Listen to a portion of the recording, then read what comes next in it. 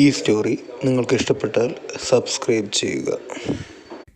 122. മുത്തശ്ശിയുടെ ആരോഗ്യ കാര്യങ്ങളെപ്പറ്റി അനന്തനിൽ നിന്നും അറിഞ്ഞ വാസുദേവൻ കൂടുതൽ വിഷമിച്ചു. അയാൾ തന്റെ അമ്മയോട് ഇങ്ങനെ പറഞ്ഞു: എന്താ അമ്മേ, അമ്മയ്ക്ക് വയ്യായിരുന്നുവെങ്കിൽ എന്നോട് നേരത്തെ ഒരു വാക്ക് പറയാത്തതെന്താ? എത്ര വർഷം ഞങ്ങളിൽ നിന്നത് മറച്ചു വെക്കും? 30 വർഷമായി അമ്മയുടെ ഈ അവസ്ഥ തുടങ്ങിയിട്ടെന്ന് ഇവൻ ഇപ്പൊ പറയുന്നു. അമ്മയും അത് സമ്മതിച്ചു. അപ്പോ അമ്മയ്ക്കത് നേരത്തെ അറിയായിരുന്നു അല്ലേ?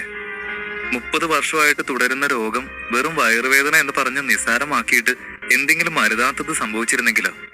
തറവാട്ടിലും മനുഷ്യ ശരീരത്തെ മുടിനാരിയുടെ കീറി പഠിച്ച വൈദ്യന്മാർ ഒരുപാടുണ്ടല്ലോ. എന്നിട്ട് അവരാരും ഇതിനെപ്പറ്റി ഒന്നും അന്വേഷിച്ചില്ലേ? വലിയ പേരുകേട്ട ഹോസ്പിറ്റലും അതിവിദഗ്ധന്മാരായ വൈദ്യന്മാരും.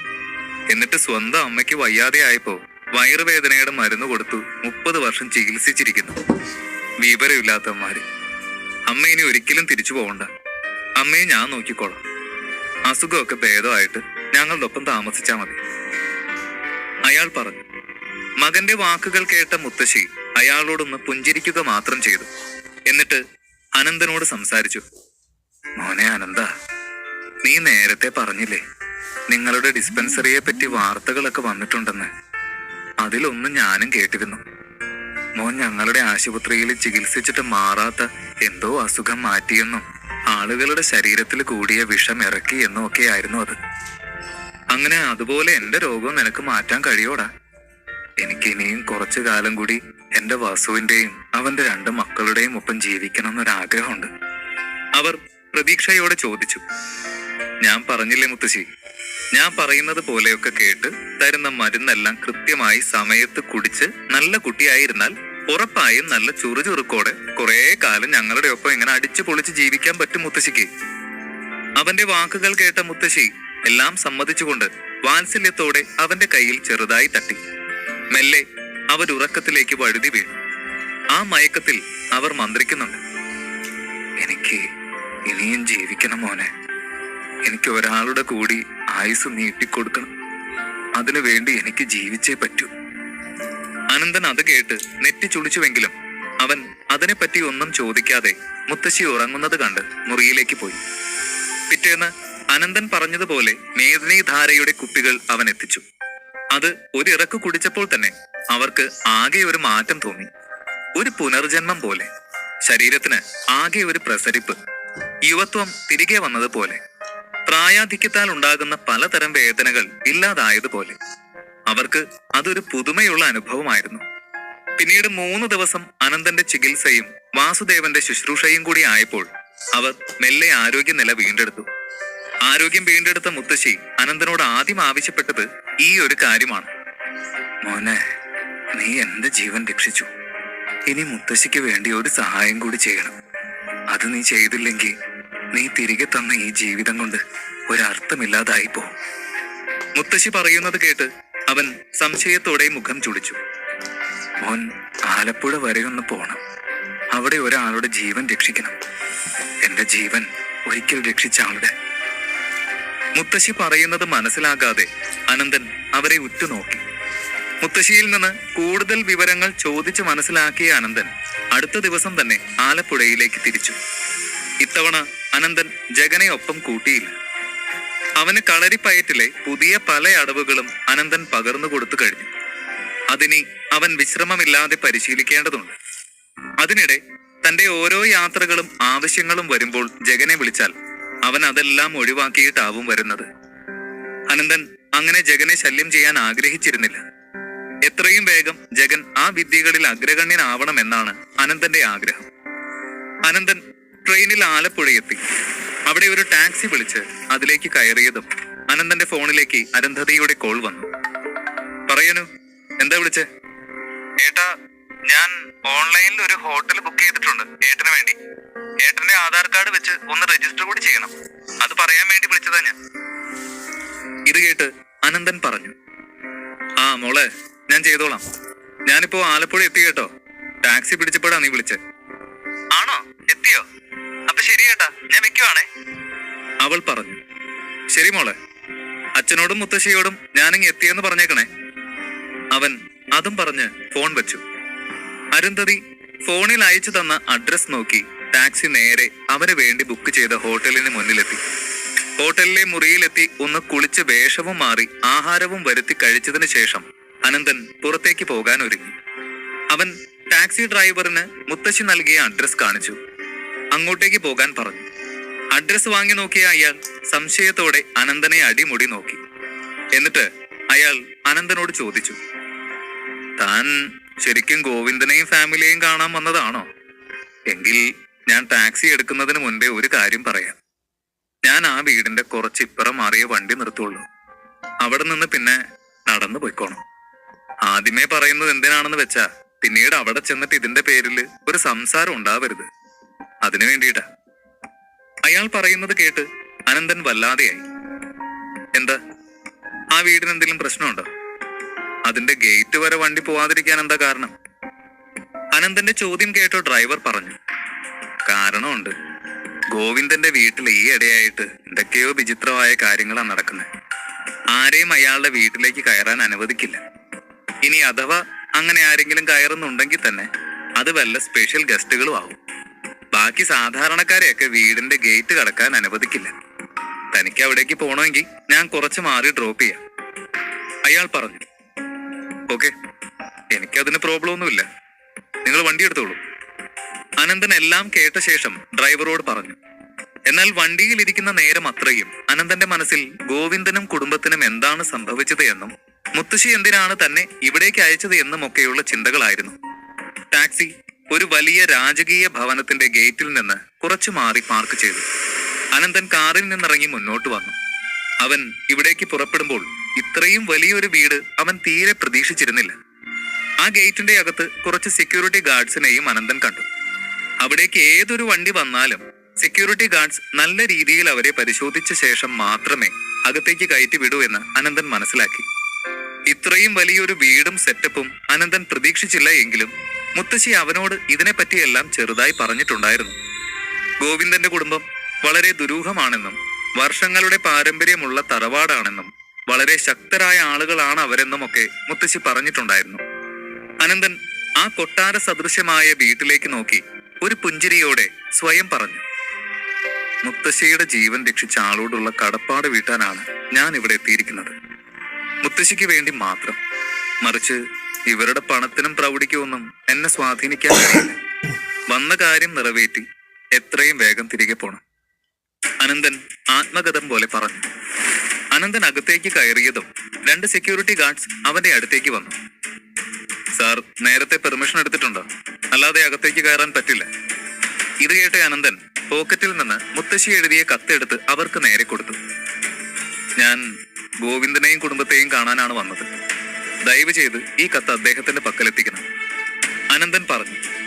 ഇത് കേട്ട സെക്യൂരിറ്റികൾ അനന്തനെ അടിമുടി ഒന്ന് നോക്കി. അവരുടെ മുതലാളിയായ ഗോവിന്ദ പണിക്കരുടെ പേര് ഇത്ര നിസാരമായി ഉച്ചരിക്കുന്ന ഇവൻ ആരെന്നായിരുന്നു അവരുടെ നോട്ടത്തിന്റെ അർത്ഥം. സാർ അകത്തേക്ക് വരൂ, ഈ ലെറ്റർ സാറ് തന്നെ നേരിട്ട് കൊടുത്തോളൂ, ഒരു ഗാർഡ് പറഞ്ഞു. അകത്തേക്ക് പോകുന്ന വഴി അനന്തൻ കണ്ടു അവിടെ ഒരുപാട് ജോലിക്കാർ പലതരം ജോലികളിൽ മുഴുകി നിൽക്കുന്നത്. ചിലർ തോട്ടം പരിപാലിക്കുന്നു, മറ്റു ചിലർ മുറ്റവും പറമ്പും വൃത്തിയാക്കുന്നു, പുല്ല് വെട്ടുന്നവർ വേറെ.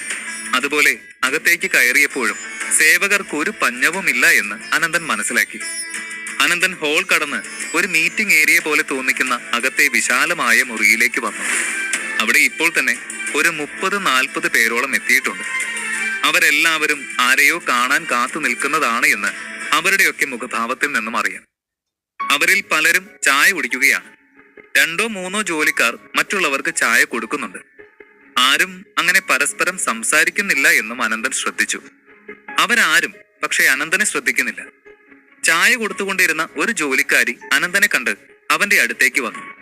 ആദ്യം അവന് ചായ എടുത്തു കൊടുത്ത ശേഷം അവരിങ്ങനെ പറഞ്ഞു, സാറ് തിരക്കിലാണ്. നിങ്ങളുടെ പേര് കത്തിന് പുറത്ത് എഴുതിയ ശേഷം എന്നെ ഏൽപ്പിച്ചോളൂ, ഞാൻ സാറ് വരുമ്പോ കൊടുത്തേക്കാം. അനന്തൻ അവർ പറഞ്ഞത് കേട്ട് അതുപോലെ ചെയ്തു. അത് വാങ്ങിയ ശേഷം അവരിങ്ങനെ പറഞ്ഞു, സാർ വെയിറ്റ് ചെയ്യൂ, കത്ത് വായിച്ച ശേഷം അദ്ദേഹം നിങ്ങളെ വിളിക്കും. എന്തെങ്കിലും ആവശ്യമുണ്ടായ എന്നെ വിളിച്ചാൽ മതി. അനന്തൻ അതിന് തലയാട്ടിയെങ്കിലും അവൻ ആകെ ഒരു മടുപ്പ് തോന്നി. ഇത്രയും അതിഥികൾ വന്നിട്ടുണ്ട് ഇവിടെ. ഈ ജോലിക്കാരിയുടെ സംസാരം കേട്ടിട്ട് എല്ലാവരും എന്തെങ്കിലും കത്തോ കടലാസോ കൊണ്ട് വന്നവർ തന്നെയാവും. അതിനിടയിൽ താൻ എത്ര നേരം കാത്തിരിക്കണം തന്റെ കത്ത് വായിച്ച് അയാൾ തന്നെ വിളിക്കാനായിട്ട്? അവൻ മുഷിച്ചിലോടെ കാത്തിരിക്കാൻ ആരംഭിച്ചു. അതിനിടയിൽ നേരത്തെ അയാളെ കാണാൻ കാത്തുനിന്ന അതിഥികളിൽ പലരും അവരുടെ ആവശ്യം കഴിഞ്ഞ് തിരികെ പോകുന്നത് അനന്തൻ കണ്ടു. ഏതാണ്ട് രാത്രി 8 മണിയായപ്പോൾ അനന്തൻ തന്റെ പോക്കറ്റിൽ നിന്ന് ഫോൺ എടുത്ത് ഓൺ ചെയ്തു.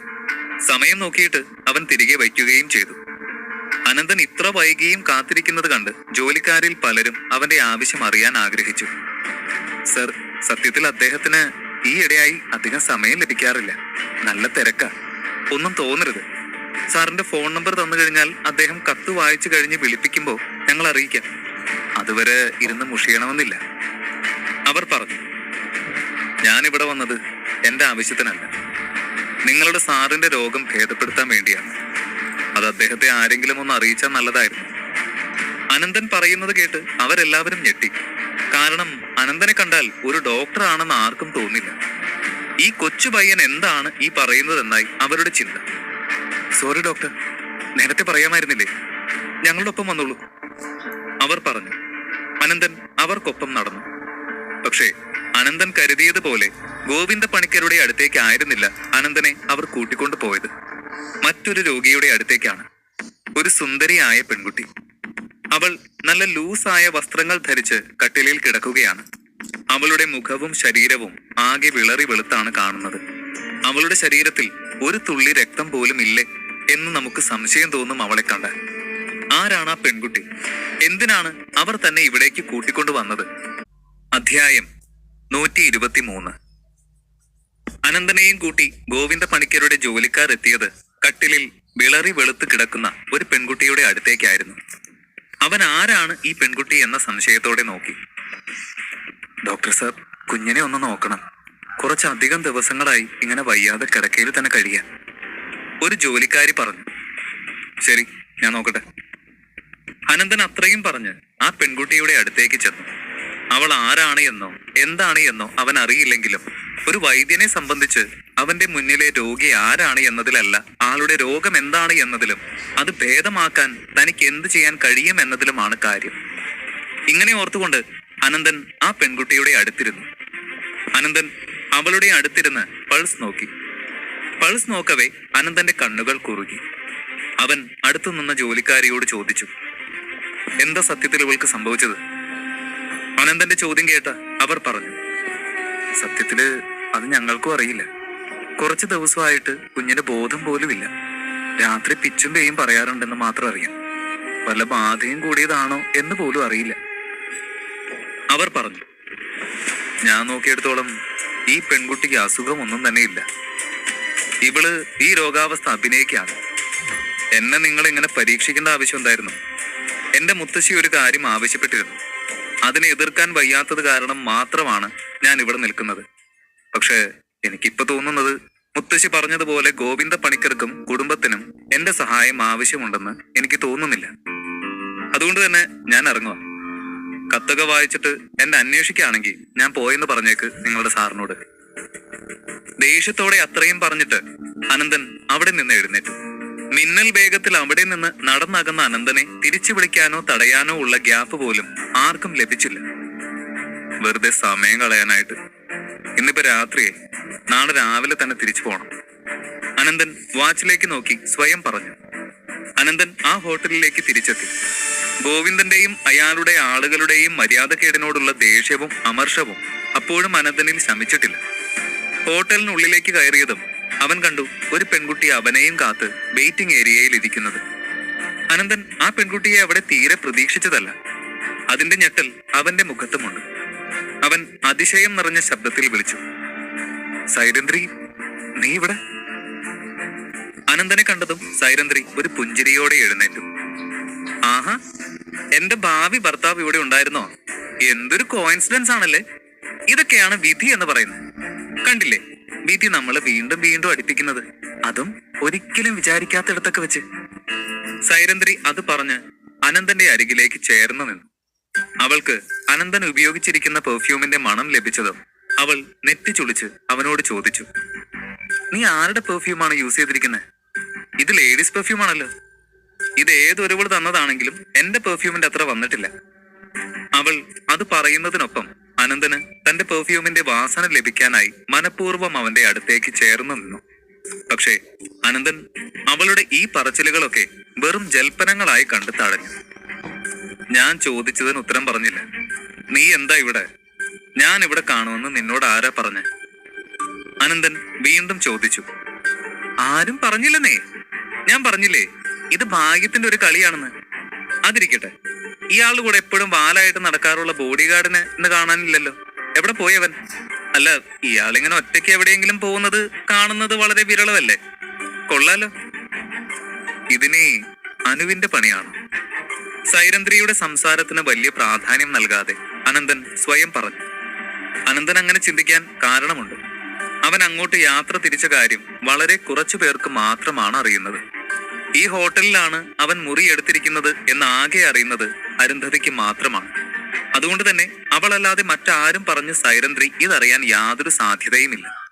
പക്ഷേ സൈരന്ധ്രിയും അരുന്ധതിയും തമ്മിൽ എപ്പോഴാണ് ഇത്രയും അടുപ്പം വന്നത് എന്ന കാര്യവും അവന്റെ ഉള്ളിൽ ഒരു ചോദ്യചിഹ്നമായി അവശേഷിച്ചു. ഇതെല്ലാം ആലോചിച്ച അനന്തൻ സൈരന്ധ്രിയോട് മുഷിച്ചിൽ നിറഞ്ഞ സ്വരത്തിൽ വീണ്ടും ചോദിച്ചു. നീ എന്നെ വട്ടുകളിപ്പിക്കാതെ എന്തിനാ ഇവിടെ വന്നതെന്ന് നേരെ പറയുന്നുണ്ടോ? എന്റെ അഡ്രസ്സ് നിനക്ക് ആരാ തന്നത്? അത് മാത്രമല്ല, എന്നെ ഇത്ര ദൂരം പിന്തുടർന്ന് വരാൻ മാത്രം എന്ത് അത്യാവശ്യമാണ് നിനക്കുണ്ടായിരുന്നത്? അനന്തൻ ചോദിച്ചു. അനന്തൻ ലിഫ്റ്റ് ബട്ടൺ പ്രസ് ചെയ്യുന്നതിനൊപ്പമാണ് സംസാരിച്ചത്. ഇത്രയും പറഞ്ഞു കഴിഞ്ഞതും ലിഫ്റ്റ് തുറന്നു വന്നു. അവനെ പിന്തുടർന്ന് സൈരന്ധ്രിയും ലിഫ്റ്റിലേക്ക് കയറി. തന്നെ പിന്തുടർന്ന് വന്നിട്ട് എനിക്ക് എന്താ അത്യാവശ്യം എന്ന് ചോദിച്ചാ അങ്ങനെ ഒന്നും ഇല്ലെന്നേ. തന്നെ ഇങ്ങനെ ഇത്ര ദൂരമൊക്കെ തനിച്ചു വിടാൻ എനിക്കൊരു ധൈര്യക്കുറവ്. അതാ പിന്നാലെ പോന്നു. ഇപ്പോഴത്തെ ചെക്കന്മാരൊക്കെ എപ്പോഴാ വഴിതെറ്റി പോകുന്നതെന്ന് പറയാൻ പറ്റില്ല. പ്രായം അതല്ലേ. അവൾ ഒരു വഷളൻ ചുവയിൽ പറഞ്ഞത് കേട്ട് അനന്തൻ അവളെ രൂക്ഷമായി നോക്കി. അപ്പോഴേക്കും ലിഫ്റ്റ് അനന്തന്റെ ഫ്ലോറിൽ എത്തിക്കഴിഞ്ഞു. അപ്പൊ ശരി, പ്രത്യേകിച്ച് പണിയൊന്നുമില്ലെങ്കിൽ വന്ന വഴി വിട്ടോ, എനിക്ക് നല്ല തിരക്കുണ്ട്. അതും പറഞ്ഞ് അനന്തൻ അവന്റെ മുറിയിലേക്ക് നടന്നു. മുറിയുടെ വാതിൽ തുറന്നത് അനന്തൻ അകത്തേക്ക് കയറുന്നതിന് മുൻപേ സൈരന്ധ്രി അകത്തേക്ക് കയറി. ഒരു നാണവുമില്ലാത്ത അവളുടെ ഈ പെരുമാറ്റം കണ്ട് അനന്തൻ പല്ലെറിഞ്ഞു. അവൾ ആ മുറി ആകെ കണ്ണോടിച്ച് മെല്ലെ നടന്ന് അവിടെയുള്ള സോഫയിൽ കയറി കാലിന്മേൽ കാലിട്ടിരുന്നു. അവളുടെ പൂച്ചയും മടിയിലുണ്ടായിരുന്നു. അവൾ അതിനെ മടിയിൽ വെച്ച് തലോടി വശ്യതയോടെ അനന്തനെ നോക്കി. നിന്നോടല്ലേ ഇറങ്ങിപ്പോവാൻ പറഞ്ഞത്? ഇത് വല്ലാത്ത ശല്യമായല്ലോ. അനന്തൻ പറഞ്ഞു. ഇങ്ങനെയാണോ ഒരു സുന്ദരി പെൺകുട്ടിയോട്, അതും തന്നോട് ആത്മാർത്ഥമായ പ്രണയമുള്ള തന്റെ സ്വന്തം പ്രണയിനിയോട് സംസാരിക്കുന്നത്? ഇയാൾക്കെന്താ ഒട്ടും ബോധമില്ലേ? സൈരന്ധ്രി അനന്തന്റെ സംസാരം ഇഷ്ടപ്പെടാതെ അവനോട് കയർത്ത് സംസാരിച്ചു. സൈരന്ധ്രി ആണെങ്കിൽ ഒരാളെ പ്രകോപിപ്പിക്കുന്നതിലും മുഷിപ്പിക്കുന്നതിലും PhD എടുത്തിട്ടാണ് വന്നിരിക്കുന്നതെന്ന് അനന്തന് തോന്നി. അനന്തൻ തന്റെ ദേഷ്യം ഒരുപാട് പാടുപെട്ടാണ് നിയന്ത്രിച്ചത്. അവൻ അവളോട് ഇപ്രകാരം പറഞ്ഞു. നോക്ക് സൈരന്ധ്രി, നിനക്ക് ഞാൻ ആരാണെന്നും എന്താണെന്നും വളരെ വ്യക്തമായിട്ട് അറിയാം. അതുകൊണ്ട് നീ നിനക്ക് എന്തെങ്കിലും ആവശ്യമുണ്ടായിട്ടാണ് എന്നെ കാണാൻ വന്നതെങ്കിൽ അത് പറഞ്ഞിട്ട് വേഗം പോവാൻ നോക്ക്. എനിക്ക് നിന്നോട് വഴക്ക് കൂടാനുള്ള മൂഡ് പോലുമല്ല. ഒന്നാമത് വളരെ ക്ഷീണിച്ച അവസ്ഥയിലാണ്. അത് മാത്രമല്ല, എനിക്ക് ഒരുപാട് ജോലിയുണ്ട്. അതുകൊണ്ട് ദയവ് ചെയ്ത് ശല്യം ചെയ്യില്ല നീ, അനന്തൻ പറഞ്ഞു. ഇത് കേട്ട സൈരന്ധ്രിയുടെ മുഖം ഇരുണ്ടു. കുറച്ചു ദേഷ്യത്തോടെ തന്നെ അവൾ പറഞ്ഞു. ഇയാൾ എന്താ കരുതി എനിക്ക് എന്തെങ്കിലും സഹായം ആവശ്യമുണ്ടായിട്ടാണ് ഞാൻ ഇങ്ങനെ ശൃംഗരിച്ച് പിന്നാലെ നടക്കുന്നതെന്ന്? ഇയാൾ മനസ്സിലാക്കിയാലും ഇല്ലെങ്കിലും എനിക്കും വ്യക്തിത്വവും ആത്മാഭിമാനവും ഒക്കെയുണ്ട്. എനിക്ക് ഒരാളോട് ഈ ജന്മം പ്രണയം തോന്നിയിട്ടുണ്ടെങ്കിൽ അത് തന്നോട് മാത്രമാണ്. ആ പ്രണയം സ്വന്തമാക്കാൻ വേണ്ടി ഞാൻ ഏതറ്റം വരെയും പോവുകയും ചെയ്യും. ഇത്രയും പറഞ്ഞ് സൈരന്ധ്രി അവളുടെ ഫോൺ എടുത്തു. അവൾ സെൽഫി ക്യാം ഓൺ ചെയ്ത് അവനോടൊപ്പം ഒരു ഫോട്ടോ എടുത്ത ശേഷം വീണ്ടും സംസാരിച്ചു. തന്നെ മോഹിക്കാൻ വേറെയും ഒരുപാട് പെൺകുട്ടികൾ ഉണ്ടാവുമെന്ന് എനിക്കറിയാം. പക്ഷെ അവരിൽ ഇയാൾക്ക് ചേരുന്നവൾ ഞാൻ മാത്രമായിരിക്കും. മറ്റൊരുവൾക്കും എന്നോളം യോഗ്യത ഉണ്ടാവില്ല. ഇയാളെ നേടാൻ എന്റെ അത്ര അർഹതയും മറ്റൊരുത്തിക്കും ഉണ്ടാവില്ല. ഭാവിയിൽ താൻ എന്നിലേക്ക് തന്നെ വന്നു ചേരുമെന്ന് എനിക്കറിയാം. താൻ ഈ എന്നെ പ്രണയിക്കും, വിവാഹവും കഴിക്കും, ഞാൻ പ്രസവിക്കുന്ന കുട്ടികളുടെ പിതാവുമാകും. താൻ എനിക്ക് വേണ്ടിയുള്ളതാ. എന്നാലും എന്തേ അനന്ത എന്റെ സ്നേഹം തനിക്ക് കാണാൻ കഴിയാത്തത്? ഞാനാണ് തനിക്ക് ഏറ്റവും ചേരുന്നവള് എന്ന് താൻ എന്തേ ഇതുവരെ മനസ്സിലാക്കുന്നില്ല? ഇനി എന്നെ മറികടന്ന് മറ്റാരെങ്കിലും താൻ സ്നേഹിക്കുന്നുണ്ടോ? ആരെങ്കിലും എനിക്ക് മുന്നേ ഈ മനസ്സിൽ സ്ഥാനം നേടിയോ? അവൾ കുറച്ച് ആധിയോടെ ചോദിച്ചു. അനന്തന് അവളുടെ സംസാരം അതിരി വിടുന്നത് കണ്ട് ദേഷ്യം വന്നെങ്കിലും അതിലും ഉപരിയായി അത്ഭുതം എന്ന വികാരമാണ് അവന്റെ ഉള്ളിൽ വന്നത്. ഒരു പെണ്ണിന് ഇത്രത്തോളം തരം താഴാൻ പറ്റുമോ എന്നവൻ അതിശയിച്ചു. എന്തൊക്കെയാണ് ഇവൾ വിളിച്ചു പറയുന്നതെന്ന് ആലോചിച്ചുകൊണ്ട് അവൻ പറഞ്ഞു, നീ ചോദിച്ച പോലെ മറ്റാരെങ്കിലും എന്റെ മനസ്സിൽ സ്ഥാനം നേടിയിട്ടുണ്ടെങ്കിൽ ഞാൻ നിന്നോട് തന്നെ ആദ്യം പറയാം. അതുപോലെ പക്ഷേ ഞാൻ മറ്റൊരാളെ പ്രണയിക്കുന്നത് വരെ നീ ക്ഷമയോടെ ആ വാർത്ത കേൾക്കാൻ കാത്തിരിക്കണം. പറ്റോ? അവൻ അവളെ പരിഹസിച്ച് ചോദിച്ചു. ഞാൻ എന്നൊരു മനോഹരമായ ഓപ്ഷൻ ഇങ്ങനെ മുന്നിലുള്ളപ്പോ ഇയാൾ അങ്ങനെ മറ്റാരിലും ആകൃഷ്ടനാവില്ല അനന്ത, അതെനിക്കറിയാം. അവൾ സ്വന്തം ശരീരത്തിലും കഴിവിലുമുള്ള അമിതമായ ആത്മവിശ്വാസത്തോടെ പറഞ്ഞു. അനന്തന്റെ മുഖഭാവത്തിൽ നിന്ന് ഇനിയും അവന് ചൊറിയുന്നത് തന്റെ തടി കേടാക്കാൻ ഇടവരുത്തുമെന്ന് മനസ്സിലാക്കി അവൾ മെല്ലെ അവിടെ നിന്ന് എഴുന്നേറ്റു. അവൾ ശൃംഗാരഭാവം വിട്ട് ഗൗരവത്തോടെ ചോദിച്ചു, ഗോവിന്ദ പണിക്കരെയും ഫാമിലിയെയും കാണാനാണോ ഇവിടേക്ക് വന്നത്? അവൻ ആ ചോദ്യം കേട്ട് ഒന്ന് നെറ്റി ചൊളിച്ചുവെങ്കിലും അവൻ അവളോട് തന്റെ വരവിന്റെ ഉദ്ദേശം മറച്ചു വെച്ചില്ല. അതെ, ഞാൻ അവിടേക്ക് തന്നെയാണെന്ന് പോയത്, അവിടെ ഒരു രോഗിയെ നോക്കാൻ. ഇത് കേട്ട സൈരന്ധ്രി പുഞ്ചിരിയോടെ പറഞ്ഞു. എന്നിട്ട് നീ അയാളെ കണ്ടോ? ഇല്ലല്ലേ? അയാളുടേതൊരു പ്രത്യേക തരം രോഗമാണ്. നിനക്ക് അയാളെ കാണണമെങ്കിൽ ഇന്ന് പോയതുപോലെ വെറുതെ അങ്ങ് കയറി ചെന്നാലൊന്നും പോരാ. ഒരു കാര്യം ചെയ്യ്, എന്നെ ഒരു ഡിന്നറിന് കൊണ്ടുപോകും. എന്നാൽ പകരം നിന്നെ ഞാൻ ഗോവിന്ദന്റെ അടുത്തെത്തിക്കാം. എന്തു പറയുന്നു? അവൾ അവനെ നോക്കി ഇരു പുരികവും ഉയർത്തി. എനിക്ക് അയാളെ കാണണമെന്ന് ശരിക്കും ആഗ്രഹം ഉണ്ടായിരുന്നുവെങ്കിൽ എനിക്ക് അതിന് നിന്റെ ശുപാർശ ആവശ്യമൊന്നുമില്ല. അല്ലാതെ തന്നെ അയാളെ ഞാൻ കണ്ടേനെ. ഇതിപ്പോ അയാൾക്ക് അസുഖം വന്ന് മരിക്കാനാണ് വിധിയെങ്കിൽ ഞാനായിട്ട് തടയുന്നില്ല. എനിക്ക് അയാളുടെ ജീവൻ രക്ഷിക്കണമെന്ന് യാതൊരു താല്പര്യവും തോന്നുന്നില്ല. അതുകൊണ്ട് നീ നിന്റെ ഡിന്നർ അങ്ങ് മറന്നേക്ക്. അനന്തൻ പറഞ്ഞത് കേട്ട് സൈരന്ധ്രി ഇങ്ങനെ പറഞ്ഞു. അപ്പോ മുത്തശ്ശി പറഞ്ഞതെല്ലാം മറന്നോ? തിരിച്ചു പോകുമ്പോ അവരോട് എന്ത് മറുപടി പറയും? ഷേ എന്റെ അനന്ത, ഞാൻ പറയുന്നത് കേൾക്ക്. അയാളെ ചികിത്സിച്ച് ഭേദമാക്കാൻ ഇങ്ങനെ വൈമനസ്യം കാട്ടില്ലേ. അയാളെ കാണാൻ ഞാൻ കൂട്ടിക്കൊണ്ടു പോവാം. സൈരന്ധ്രി വീണ്ടും പറഞ്ഞു. ശരി, നീ ഇത്രയും പറഞ്ഞതല്ലേ. പിന്നെ മുത്തശ്ശി, ശരിയാണ്, ഈ ഗോവിന്ദൻ എന്ന് പറയുന്ന ആൾ എത്ര ചെറ്റയാണെങ്കിലും മുത്തശ്ശിയുടെ സന്തോഷം എനിക്ക് വലുതാണല്ലോ. നമുക്ക് നോക്കാം. അനന്തൻ ഒരു ഒഴുക്കൻ മട്ടിൽ പറഞ്ഞു. അപ്പൊ നീ പോവാൻ തയ്യാറാവ്. അതുവരെ ഞാൻ ഇവിടെ ഇരിക്കുന്നത് തനിക്ക് ബുദ്ധിമുട്ടായിരിക്കുമെന്ന് എനിക്കറിയാം. ഞാൻ താഴെ ലോബിയിൽ കാണും. ഒറ്റ ഫോൺ കോളില് ഞാനിങ്ങെത്തും. അപ്പൊ ബൈ. സൈരന്ധ്രി അത്രയും പറഞ്ഞ് മനോഹരമായി അവനെ നോക്കി കണ്ണിറുക്കിക്കൊണ്ട് അവിടെ നിന്ന് പോയി. അനന്തൻ വീണ്ടും ഒരിക്കൽ കൂടി ഗോവിന്ദനെ കാണാൻ പോകാൻ തയ്യാറെടുത്തു. എന്തായിരിക്കും അയാളുടെ യഥാർത്ഥ രോഗം? അധ്യായം 124. അനന്തനോട് യാത്ര പറഞ്ഞ് സൈരന്ധ്രി പോയതിനു ശേഷം അവൻ അല്പനേരം വിശ്രമിച്ചു. കുറച്ചു കഴിഞ്ഞപ്പോഴേക്കും അവന്റെ ഫോണിൽ ഒരു മെസ്സേജ് വന്നു. സൈരന്ധ്രി അവന്റെ തൊട്ടടുത്ത് തന്നെ മുറിയെടുത്തു എന്ന്. സൈരന്ധ്രി ഏതായാലും മുറിയെടുത്ത സ്ഥിതിക്ക് അനന്തൻ ഇനി ഗോവിന്ദന്റെ വീട്ടിലേക്ക് നാളെ പോയാൽ മതി എന്ന് തീരുമാനിച്ചു. പിറ്റേന്ന് രാവിലെ തന്നെ അനന്തന്റെ ഡോർ ബെൽ ഉച്ചത്തിൽ മുഴങ്ങി. സൈരന്ധ്രിയാണ് അതെന്ന് അനന്തൻ ഊഹിക്കാവുന്നതേ ഉള്ളൂ. അവൻ വാതിൽ തുറന്നപ്പോൾ സ്റ്റൈലായി ഡ്രസ് ചെയ്ത് ഒരു സൺഗ്ലാസ് ഒക്കെ ധരിച്ച് ഹൈ ഹീൽസ് ചെരുപ്പും ഒക്കെ ഇട്ട് സുന്ദരിയായി സൈരന്ധ്രി റെഡിയായി നിൽക്കുകയാണ്. Good morning handsome. ഞാൻ ഗോവിന്ദ പണിക്കരുമായിട്ടുള്ള അപ്പോയിന്റ്മെന്റ് എല്ലാം റെഡിയാക്കി വെച്ചിട്ടുണ്ട്. താൻ വന്നാ മാത്രം മതി. അവൾ അനന്തനോട് പറഞ്ഞു. ഓക്കെ, ഞാൻ റെഡിയായിട്ട് വരാം, വെയിറ്റ് ചെയ്യും. അനന്തൻ പറഞ്ഞു. അധികം വൈകാതെ തന്നെ അനന്തൻ റെഡിയായി വന്നു. അവർ ഹോട്ടലിന്റെ പുറത്തേക്ക് ഇറങ്ങിയതും അവിടെ അവരെ കാത്ത് ഗോവിന്ദ പണിക്കരുടെ കാർ ഉണ്ടായിരുന്നു. സൈരന്ധ്രിയുടെ ഇടപെടൽ തന്റെ മുത്തശ്ശിയുടെ കത്തിനേക്കാൾ ശക്തമാണോ എന്ന് അവൻ ആശ്ചര്യപ്പെട്ടു. കാർ വേഗം തന്നെ അവരെ എത്തേണ്ട ഇടത്തെത്തിച്ചു. അവർ ഗോവിന്ദന്റെ കൊട്ടാര സദൃശമായ വീടിന് മുന്നിൽ ഇറങ്ങി.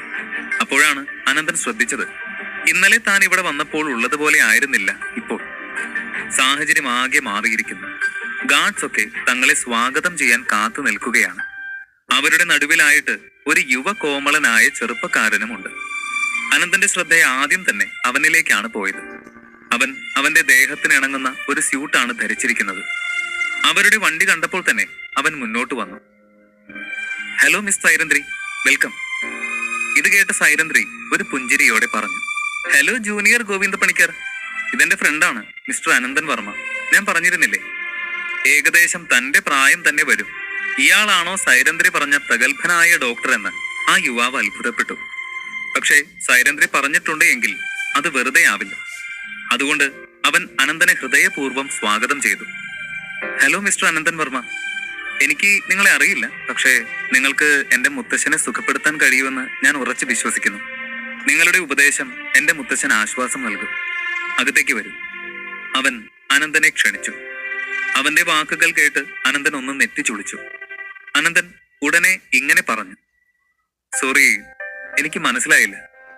ഞാനിവിടെ ആരെയും ഉപദേശിക്കാനായിട്ടല്ല വന്നത്. ആക്ച്വലി ഞാനൊരു ആയുർവേദ ഡോക്ടറാണ്. ഞാനിവിടെ ഒരു രോഗി ഉണ്ടെന്നറിഞ്ഞ് അയാളെ ട്രീറ്റ് ചെയ്യാൻ വേണ്ടിയാണ് വന്നത്. അനന്തൻ പറയുന്നത് കേട്ട് ജൂനിയർ ഗോവിന്ദ് ആകെ ഞെട്ടി. മിസ്റ്റർ അനന്തൻ വർമ്മ, താൻ ഇത്രയും ചെറിയ പ്രായത്തിൽ ആയുർവേദ ഡോക്ടറായിരുന്നു. അത് വല്ലാത്ത അതിശയാണല്ലോ. ശരി, അകത്തേക്ക് വരും. അവൻ അനന്തനെയും സൈരന്ദ്രിയെയും കൂട്ടി അകത്തേക്ക് നടന്നു. അവർ ആ ചുറ്റുമതിലിനുള്ളിൽ തന്നെ കുറച്ചു മാറിയുള്ള ഒരു ചെറിയ വീട്ടിലേക്കാണ് പോയത്. അവിടേക്ക് നടന്നടുക്കുമ്പോൾ തന്നെ അവർക്ക് മരുന്നിന്റെയും എണ്ണകളുടെയും ഒക്കെ മണം വരുന്നുണ്ടായിരുന്നു. ജൂനിയർ ഗോവിന്ദ് ആ വീടിന്റെ ഉമ്മറത്തെത്തിയതും അല്പം ഗൗരവം നിറഞ്ഞ ശബ്ദത്തിൽ പറഞ്ഞു, നിങ്ങൾ രണ്ടാളും ശ്രദ്ധിച്ചു കേട്ടോളൂ.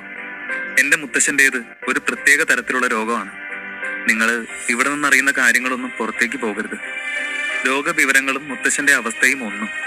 ഇക്കാര്യം മനസ്സിൽ വെച്ചോളൂ. ഇത് കേട്ട സൈരന്ദ്രി പറഞ്ഞു, ഞങ്ങൾക്ക് മനസ്സിലായി. ഇത് നമുക്ക് 3 പേർക്കിടയിൽ ഒതുങ്ങി നിൽക്കുന്ന രഹസ്യമായിരിക്കും. അതിൽ തനിക്ക് ഞങ്ങൾ രണ്ടാളെയും വിശ്വസിക്കാം. സൈരന്ദ്രിയിൽ നിന്നും ഉറപ്പ് കിട്ടിയെങ്കിലും ജൂനിയർ ഗോവിന്ദ് അനന്തനെ ഒന്നുകൂടി നോക്കി.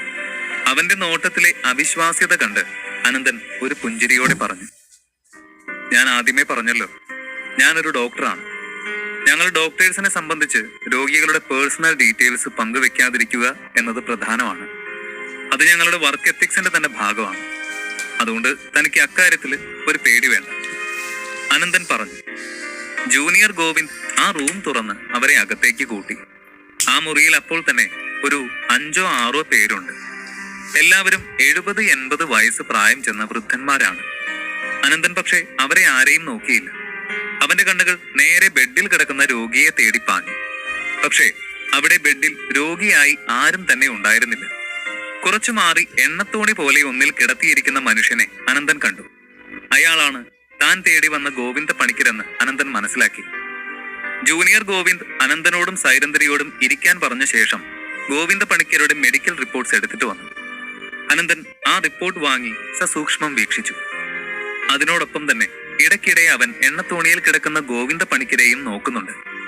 അനന്തനെ സംബന്ധിച്ച് ഈ മെഡിക്കൽ റിപ്പോർട്ട്സ് വായിക്കുന്നതിനേക്കാൾ ഫലം ചെയ്യുക അവൻ തന്റെ സ്വന്തം കണ്ണുകൾ കൊണ്ട് അവന്റെ മുന്നിലെ രോഗിയെ നോക്കുമ്പോഴാണ്. അനന്തൻ ആ മെഡിക്കൽ റിപ്പോർട്ട് അലസമായി നോക്കുന്നത് കണ്ട് ജൂനിയർ ഗോവിന്ദനൊരു അതൃപ്തി തോന്നി. എങ്കിലും അവൻ സമാധാനിച്ചു. സൈരന്ദ്രിയെ പോലെ ഒരുവൾ കൂട്ടിക്കൊണ്ടുവന്ന ഡോക്ടർ നിസാരനാവില്ല എന്ന്. ജൂനിയർ ഗോവിന്ദ് അവിടെ ഇരുന്ന മറ്റൊരു ഡോക്ടറോട് വന്ന് ചോദിച്ചു, ഡോക്ടർ, കഴിഞ്ഞ 2 ദിവസത്തെ പരിശോധനയ്ക്ക് ശേഷം നിങ്ങൾ മരുന്ന് മാറ്റുന്ന കാര്യത്തെപ്പറ്റി എന്തെങ്കിലും ഫൈനലൈസ് ചെയ്തോ? ആ ഡോക്ടർ അല്പനേരം മൗനം തുടർന്നു. ശേഷം നിരാശയോടെ ഇല്ല എന്ന് തലയാട്ടി.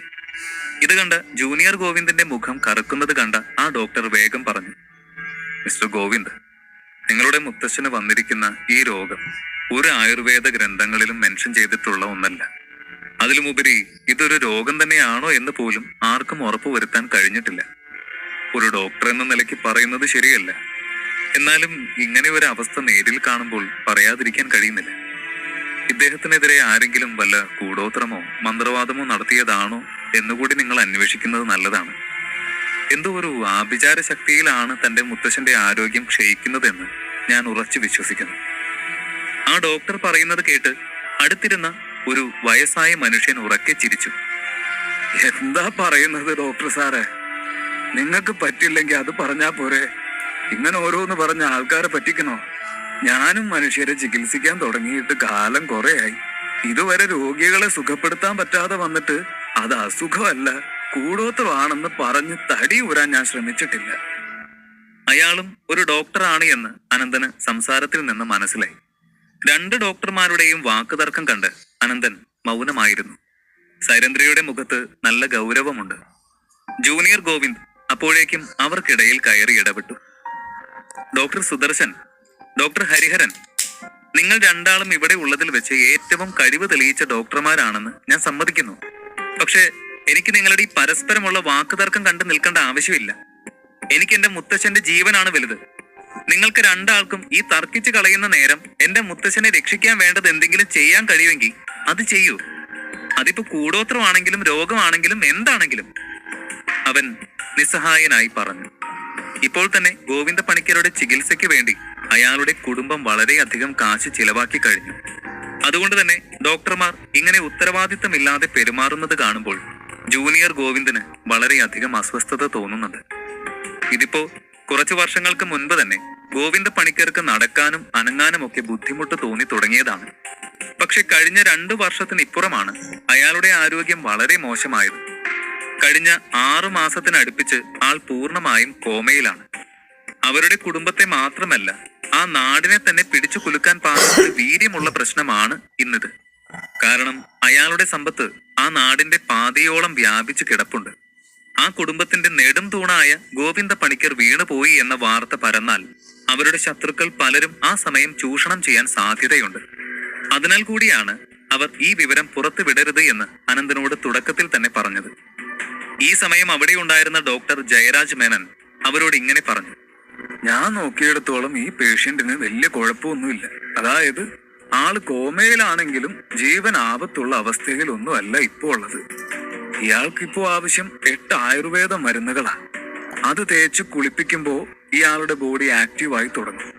നിങ്ങൾ ഇവരുടെ ഒന്നും വാക്ക് കേട്ട് കണ്ട മന്ത്രവാദികളെ വിളിച്ച് വീട്ടിൽ കയറ്റാതെ ഞാൻ കുറിച്ചു തരുന്ന പച്ചമരുന്നുകൾ വാങ്ങിക്കാൻ ഏർപ്പാടാക്ക്. ജയരാജ് മേനൻ അത്രയും പറഞ്ഞ ശേഷം ഇതും കൂടി കൂട്ടിച്ചേർത്തു. ഞാൻ മുൻപ് കുറിച്ചു തന്ന ഐറ്റംസ് ഒക്കെ കിട്ടിയോ? ഇത് കേട്ട് ജൂനിയർ ഗോവിന്ദ് സൈരന്ദ്രിയെ ഒന്ന് നോക്കിയ ശേഷം ഇങ്ങനെ പറഞ്ഞു. യെസ് ഡോക്ടർ, എന്റെ ഒരു ഫ്രണ്ട് വഴി എനിക്കത് കിട്ടിയിട്ടുണ്ട്. ഒരു ഡിവൈൻ ആയിട്ടുള്ള മൃഗത്തിന്റെ രക്തം. ഇത് കേട്ട് ഡോക്ടർ ജയരാജ് നന്നായി എന്ന് ആംഗ്യം കാണിച്ചു. ശരി, എങ്കിൽ നമുക്ക് ഒന്നുകൂടി ശ്രമിക്കാം. ആദ്യം ഞാൻ പറഞ്ഞ പച്ചമരുന്നുകളായിട്ട് അത് മിക്സ് ചെയ്യണം. എന്നാലേ ഈ ബോഡിക്ക് അതിന്റെ വീര്യം താങ്ങാൻ പറ്റൂ. ജയരാജന്റെ അഭിപ്രായം കേട്ട് ഡോക്ടർ ഹരിഹരനും പറഞ്ഞു. അതെ, കണ്ട കള്ളസ്വാമിമാരെ വിളിച്ചു വരുത്തി പൂജയും ഹോമവും കഴിച്ച് കാശ് കളയുന്നതിലും ബെറ്റർ അതാണ്. ഈ ടെക്നിക്കൊക്കെ ആരും അങ്ങനെ യൂസ് ചെയ്യാറില്ലെങ്കിലും പല ഗ്രന്ഥങ്ങളിലും ഇതിനെപ്പറ്റി പ്രതിപാദിക്കുന്നുണ്ട്. ഒന്ന് ചെയ്തു നോക്കുന്നതിൽ തെറ്റില്ല എന്ന് തന്നെയാണ് എന്റെയും അഭിപ്രായം, അയാൾ പറഞ്ഞു. ഈ ട്രീറ്റ്മെന്റിനോട് എനിക്കും അങ്ങനെ വിരോധമൊന്നുമില്ല, ഡോക്ടർ സുദർശനം പറഞ്ഞു. ജൂനിയർ ഗോവിന്ദന് അല്പം ആശ്വാസം തോന്നി.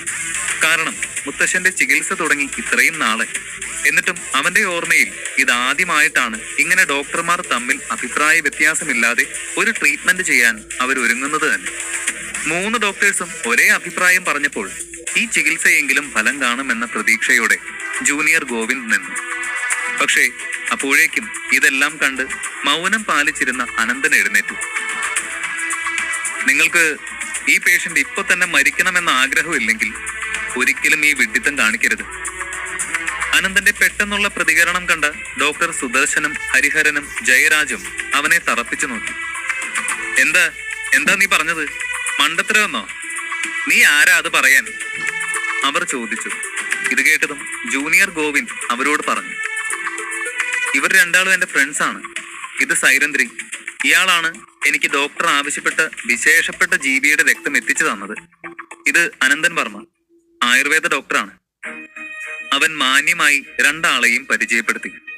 അവർ 3 പേരും അനന്തനെ അടിമുടി നോക്കി. അവന്റെ പ്രായവും രൂപവും ഒരു ആയുർവേദ ഡോക്ടർ ആവാനുള്ള യോഗ്യത അവനുണ്ടെന്ന് വിളിച്ചു പറയുന്നതല്ല. അതിനോടൊപ്പം അവൻ അവരെ എതിർക്കുക കൂടി ചെയ്തതിന്റെ അമർഷം നന്നായി തന്നെ അവരുടെ മുഖത്ത് തെളിഞ്ഞു വന്നു. ഗോവിന്ദ പണിക്കരുടെ ഈ അവസ്ഥയ്ക്കുള്ള യഥാർത്ഥ കാരണം എന്തായിരിക്കും? അധ്യായം 125. 3 ഡോക്ടർമാരും ഒരുപോലെ പറഞ്ഞ അഭിപ്രായത്തെ അനന്തൻ എതിർത്തപ്പോൾ അതൊരു ചർച്ചാ വിഷയമായി മാറി. ഡോക്ടർമാരെല്ലാം തങ്ങളെ എതിർക്കാൻ ഇവൻ ആരെന്ന ഭാവത്തിൽ അനന്തനെ നോക്കി. അനന്തനെ ഒരു ആയുർവേദ ഡോക്ടർ എന്ന് പരിചയപ്പെടുത്തിയ ജൂനിയർ ഗോവിന്ദനോട് ഡോക്ടർ ഹരിഹരൻ ചോദിച്ചു. ഡോക്ടറോ? ഇവനോ? അതിനിവന് മീശ മുളച്ച് വരുന്നതല്ലേ ഉള്ളൂ. ഡാ കൊച്ചു ചേർക്ക, നിനക്ക് എത്ര വയസ്സുണ്ട്? 17 18? വന്ന് വന്ന് വോട്ടേഴ്സ് ലിസ്റ്റിൽ പേര് വരാത്തവന്മാർക്ക് വരെ ഡോക്ടർ ഡിഗ്രി കിട്ടി തുടങ്ങിയോ? കാലം പോയ പോക്കേ, അയാൾ പറഞ്ഞു. ഇത് കേട്ട അനന്തൻ മെല്ലെ അയാളുടെ അടുത്തേക്ക് നടന്നു.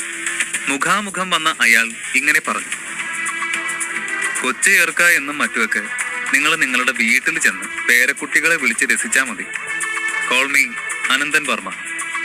എനിക്ക് നിങ്ങളോട് തർക്കിക്കാൻ വലിയ ആഗ്രഹം ഉണ്ടായിട്ടല്ല. അതിനുവേണ്ടിയല്ല ഞാൻ ശിവപുരത്തുള്ള എൻ്റെ വീട്ടിൽ നിന്നും ആലപ്പുഴ വരെ വന്നത്. ഒരു ഡോക്ടർ എന്ന നിലയിൽ രോഗികളുടെ ജീവനാണ് ഈ പ്രൊഫഷണൽ ജലസിയേക്കാളും ഈഗോയേക്കാളും ഒക്കെ വലുത്.